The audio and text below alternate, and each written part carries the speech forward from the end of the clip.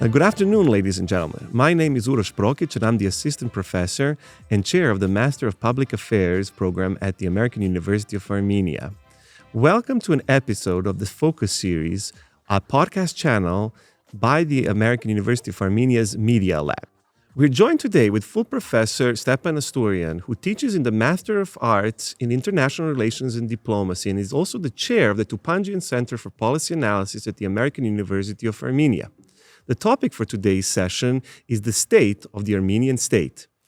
So my first question, Dr. Astourian, is how did we come to this position that we are in at the moment in Armenia?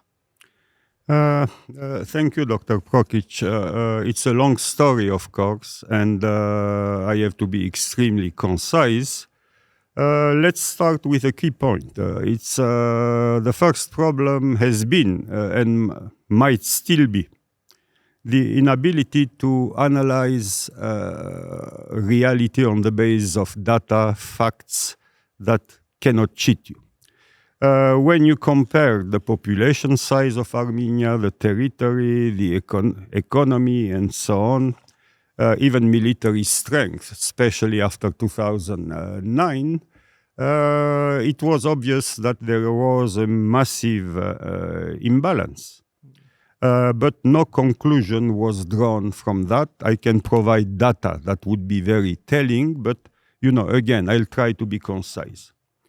The second issue was the emergence of what I would call a post-Soviet neocolonial state, in which the elites were essentially what in the Marxist theory in the 1970s, 60s, even 80s, would have been called comprador elites. That is, elites whose interests were essentially with a different country, that is Russia. And you can check how many people have fled Armenia. People who were going potentially to go to jail and are in Russia. So that type of a country emerged, which really, from the very beginning, from the first president, because usually the narrative starts with the second one, Kocharyan. Okay, my view is that the foundations of all the problems already appeared in the 1990s, before Kocharyan, President Kocharyan. A war was won over Karabakh, and how was it concluded? By signing a kind of infinite ceasefire. As if there is anything that's infinite in international relations. Strategic military agreements were concluded with Russia very early on, 1995, the base in Gyumri. From 95 to 97, conclusion of a 25-year treaty.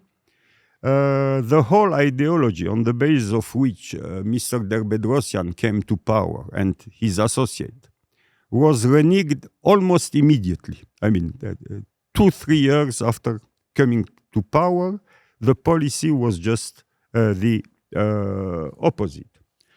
The third issue was that there was no real state building. The bureaucracy has been and still is a disaster. There is no rational legal norms. An over-bloated reality that achieves very little. As it can be noticed, for example, when it comes to court cases. Some court cases go on forever. 4-5 years. You wonder what they are doing with the case. And there is just no improvement. So a system that had roots in the Soviet legacy, didn't improve one bit. Actually, it could be argued that it added some negative traits. This process of, neocolonial state parading as a sovereign state, with a president, these ministers, reached its apex when President Kocharyan essentially gave the crown jewels of Armenia's economy to Russia in exchange for a minuscule debt. I think it was $98 million. And among the things he gave were crucial factories and research institutes that would have been needed to develop any kind of independent or semi-independent defense industry in Armenia. The privatization under Mr. Levon Bedrosian was an unmitigated disaster. Looting replaced the sale of state properties. I wrote something a long time ago. They expected from the first wave of privatization something like $700 or $800 million to come in. Not even 1/10 of that was collected. So this was, as they used to say in Marxism, what was it? The initial accumulation of capital in the hands of former bureaucrats, people who had fought in Karabakh, so the military, paramilitary element, and criminal, semi-criminal elements in the country. So these are the people who became the elite in Armenia. That led to massive poverty and massive emigration, which is estimated up to what was the date? Up to about 2018 or something like that, to amount to 1.3 to 1.4 million Armenians. And among those, you find also some of the smartest, best educated people. That is massive brain drain, which further weakened the country. I have many other reasons, but basically, as you know better than I, small countries, to survive, okay, they have to depend on something, a patron, an alliance system, an economic system, European Union, and so on. But wise small countries try to diversify a little bit, not to put all their eggs in one basket. Armenia chose to put everything in one basket, and in due time, after 2009, it turned out that that basket, that is Russia, was changing its policies for its own reasons. I mean, I am not talking from a moral perspective. Armenia had to notice that and take steps to prevent a catastrophe. The leadership didn't do anything, and it led to what we witnessed a few years ago. Finally, the only asset Armenia had was its vast diaspora. I am not talking just financial asset, because that has been the focus, having a telethon once a year and collecting a mediocre 15 to 20, $22 million. A major achievement.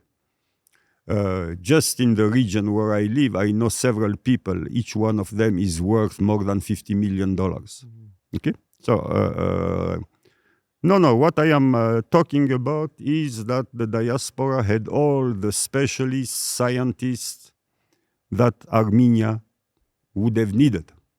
And no effort was made to structure collaboration, not to leave it at an individual level, Okay? That also was wasted. And in comparative terms,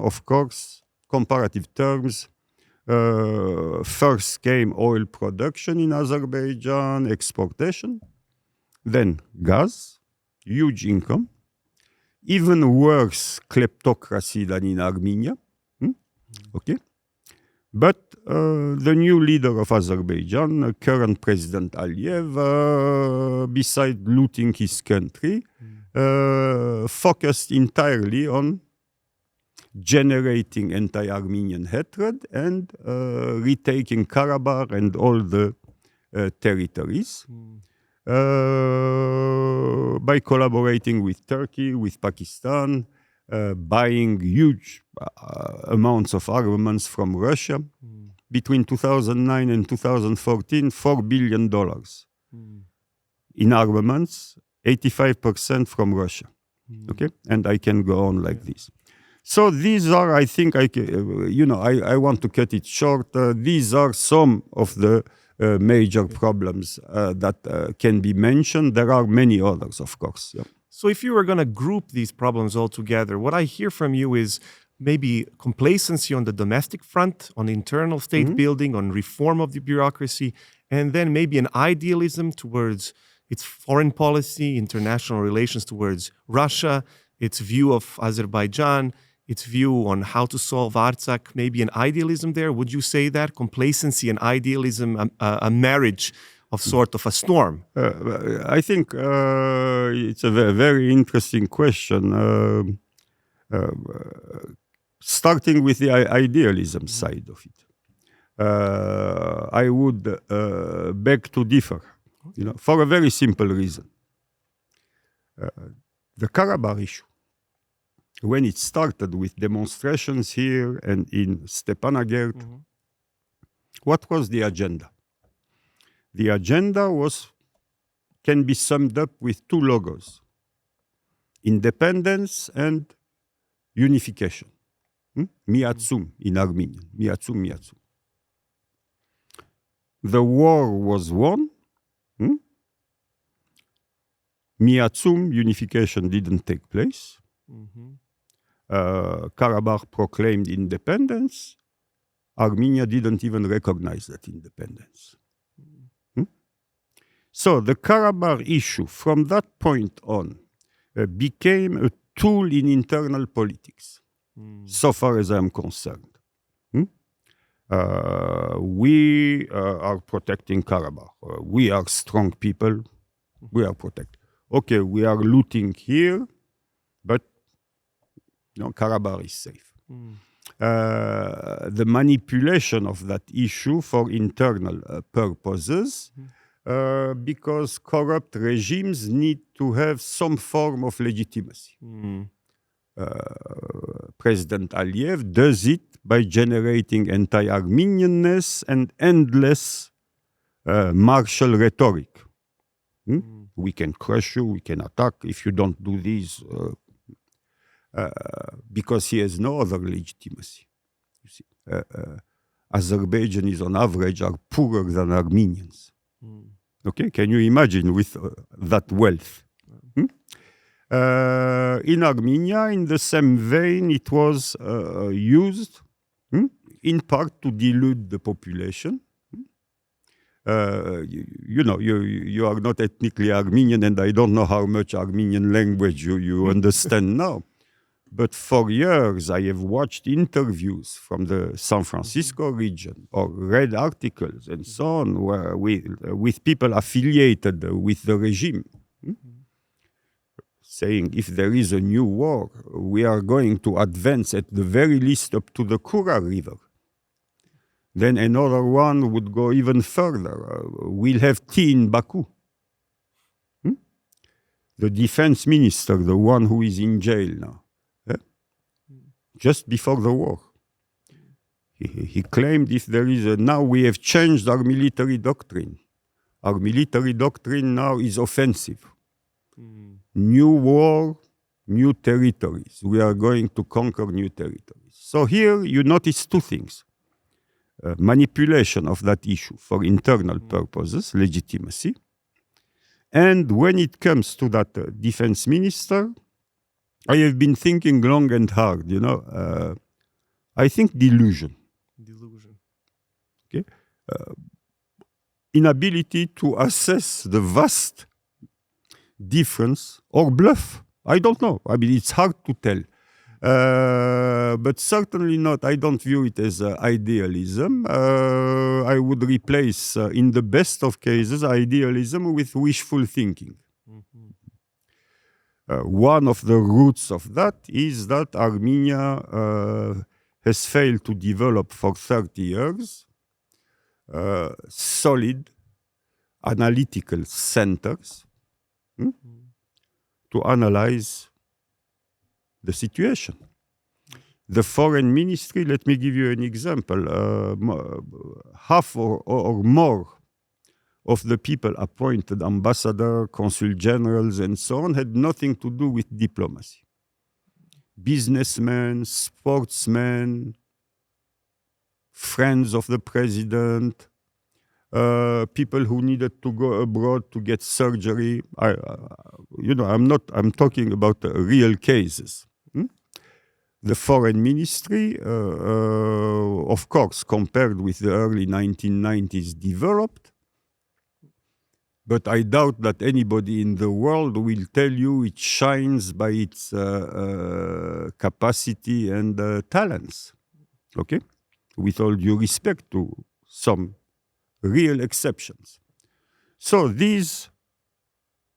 an ability to assess, to develop institutions that gives you the data and tells you, look, this is the reality. Okay? You are the president, you decide, but, these are the facts. Now, one can ask, why wasn't it developed? One of the reasons I suspect, I cannot prove it, is the fact that we had leaders who had no clue about state building, state capacity. The first one was a philologist, okay, dealing with the Syriacs and so on. Very intelligent man. I'm not talking in a despiseful way. No background in diplomacy. The second one came from the provincial Karabakh Komsomol Communist Party establishment with that particular subculture. And I can go on like that. So if you don't have a vision that you need to build a state on the base of solid institution, you don't build it. Let me give you finally two examples. Napoleon Bonaparte, Atatürk in Turkey. You see, here you have two military types. Both of them put the foundations of a modern state. So in this case, I wanted to ask you, a lot that you talk about is kind of Armenian responsibility. And a critic might say, well, Armenia is small, and in this geopolitical climate, there's something that it can do and other things that it just isn't even asked by the bigger players. So how much is agency, Armenian agency and responsibility to be attributed to what is happening now, and how much is this just greater politics? Mm-hmm. No, first I emphasize Armenian agency because in the Armenian public discourse, it's as if there is something like fate, we cannot do anything, that's how it was, a rhetoric of it was bound to happen, we are innocent, they cheated us again. Destiny. You know what, I am sick and tired of that narrative, okay?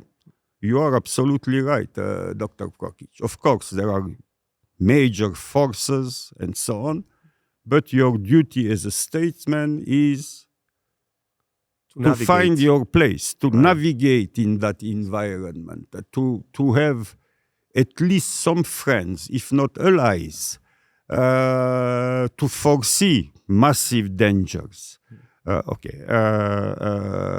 So, of course, Armenia is in a bad place at the fault line of various civilizations, religions, political systems, and today competition, between the West and Russia with free agents. Countries like Turkey, who play on both sides. It's a free electron, going right and left, creating problems to become important, to use the situation, never going totally too far, leaving NATO or anything like that, benefiting on all sides, from all sides. Well, that should teach Armenians a lesson that you have to have some kind of diplomacy, Okay? So while I agree with your point that, of course, there were major constraints, major forces, I am far from convinced that Armenia did its best to make the most out of it, Okay. So, Professor Astourian, on that note, my next question, big question, would be, if we take into account agency and Armenian agency, what can we do now, given the situation that you have presented? What is on the part of responsibility of the Armenian people, and what is on the part of and responsibility of the Armenian elite? Well, as you know, there was a so-called Velvet Revolution. It wasn't a revolution, really. Revolutions tend to be very bloody, as you know. They tend to change everything. The Bolshevik Revolution, the French Revolution, the king with his cut head, Chinese Revolution. So, when we talk about revolution, we have to know what we are talking about. So it's not a revolution. It was some kind of change resulting from civic activism and the fact that the previous regime was totally discredited and didn't dare resort to violence to crush the popular movement. Well, what is to be done? What is to be done is very simple and extremely complicated. You need to build state capacity. You need to have an efficient bureaucracy. If not efficient, at least better than what you inherited, from 30 years of rot. That takes years. That requires most likely changing numerous regulations and laws. Nothing has happened overall. Let me give you an example. For example, you have a middle bureaucrat. The guy has been around for 25 years. In the good old days, he was part of the pyramidal system of corruption. So he would get his fair share in his own place. Wouldn't do much. A culture of avoiding responsibility. If I make a small mistake, it's a headache. Let's postpone, delay, pass it on to somebody else. Yeah. Can you get rid of that person? My understanding after talking with two people is that there are such laws that, trying to get rid of them is a major headache. So you are stuck. Reforming the bureaucracy is crucial. I haven't seen anything done in any substantial way or way over the past 5 years in that regard, for example. That is the first thing. Developing a process of decision-making that is bureaucratic and data-driven. Absolutely. A lot of politics turns into coffee shop politics. Exactly. And I have now more than enough evidence that I cannot mention here to the effect that decisions are taken by 2-3 people, without what happens in France or in the United States or presumably in Russia, with various institutions studying all the facets, defining scenarios, possibilities, assessing situations.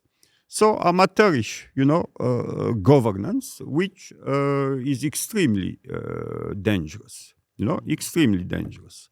That has to end, but for that to end, you need to have people who are conscious that this is not governance. This is just a reaction to today's events or yesterday's events. The third point is you need to, in international relations, you need to have a strategy, let's say for the next 10 years. You need to envision where you want to see your country, approximately, of course, in 10 years. And within that vision, you are going to navigate tactically, depending on the circumstances. But your direction will be towards that goal.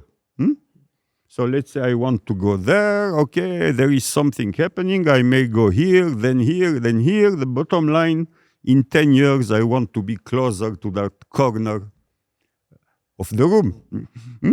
There is nothing like that. There has been nothing like that up to now, I believe. Yeah. And finally, I would add that it's still not too late to structure the collaboration with the diaspora to benefit from all the scientists, specialists of technology, and other types of people we have. There have been some programs, e-cords, by the Diaspora High Commissioner, bringing somebody for 1 year to work in a ministry. Some of them stay, some leave. But that's not enough. You need to bring together various types of physicists, chemists, specialists of various fields that are much needed. I happen to know, being in the Bay Area, I happen to know at least 2 people, highly competent and highly successful. I mean, it is, they knock at the door of the government proposing something, you see? And they have to go through the bureaucracy until they get to know somebody who can take them upstairs, you know, to the minister or something. Okay.